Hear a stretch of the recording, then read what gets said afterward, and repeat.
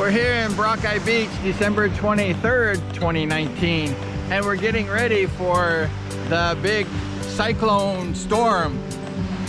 It's called like Fan. It's like 750 kilometers out into the ocean, and it's coming this way by tomorrow night, which is Christmas Eve, December 24th. It'll be here and then arrive in the Philippines. Guess what? Christmas Day. Wow. We have a typhoon style storm. They call it like a cyclone. And here goes Frisbee. Catch the Frisbee. Oh! Catch the Frisbee! Hello! I wanted to catch that Frisbee. Can I play with you guys? One time. Here we go. I'm gonna throw this Frisbee. Hold on, gotta get my camera. Ursula's coming right now, like I say, about 750 kilometers out in the ocean, and it's arriving on Christmas Day. Merry Christmas.